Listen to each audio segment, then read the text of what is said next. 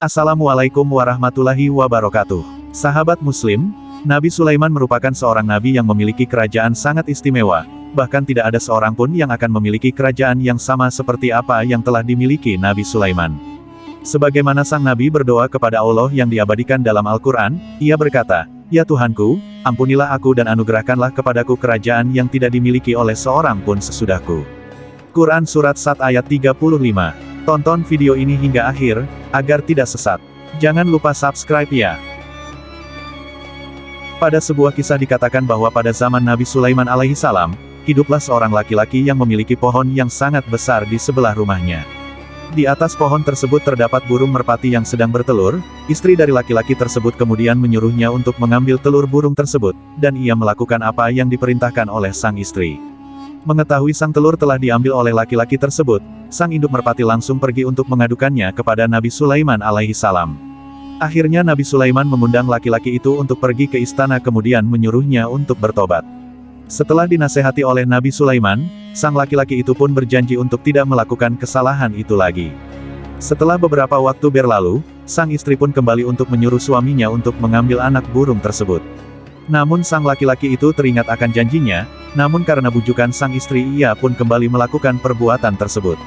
Kemudian Nabi Sulaiman merasa geram dengan perlakuan orang tersebut, hingga ia menyuruh dua iblis untuk menjaga pohon besar itu. Jika ia memanjat pohon tersebut lagi dan mengambil anak-anak burung tersebut, maka lemparlah ia dari atas pohon itu, ujar Nabi Sulaiman. Ketika telah berlalu beberapa waktu, sang induk merpati pun kembali memiliki anak. Ketika sang pemuda tersebut hendak memanjat pohon itu untuk mengambil anak-anak burung, tiba-tiba datanglah seorang pengemis yang mengetuk rumahnya. Sang lelaki itu pun menyuruh sang istri untuk memberikannya sesuatu, namun ia menjawab, "Kita tidak memiliki apa-apa." Laki-laki itu lantas mengambilkan segenggam makanan lalu memberikannya kepada pengemis tersebut, lalu ia kembali memanjat pohon tersebut dan mengambil anak-anak burung itu. Ketika sang induk burung mengadu kembali kepada Nabi Sulaiman, ia pun marah kepada dua iblis yang diperintahkannya. Sang iblis pun menceritakan bahwa sebelum lelaki itu memanjat pohon, ia memberikan sedekah segenggam makanan kepada seorang pengemis. Ketika kami hendak meraih kakinya, tiba-tiba Allah memerintahkan dua malaikat untuk mencekik dan melemparkan kami berdua hingga ke tempat yang jauh. Dari kisah di atas dapat kita simpulkan bahwa sedekah memiliki banyak sekali manfaat. Selain untuk membantu orang lain, sedekah juga akan memberikan keberkahan kepada orang yang bersedekah.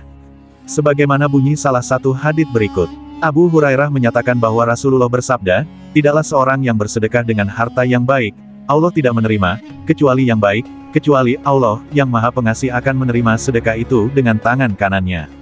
Jika sedekah itu berupa sebuah kurma, maka di tangan Allah yang Maha Pengasih, sedekah itu akan bertambah sampai menjadi lebih besar dari gunung sebagaimana seseorang di antara kalian membesarkan anak kudanya atau anak untanya." Hadis riwayat Muslim nomor 1684.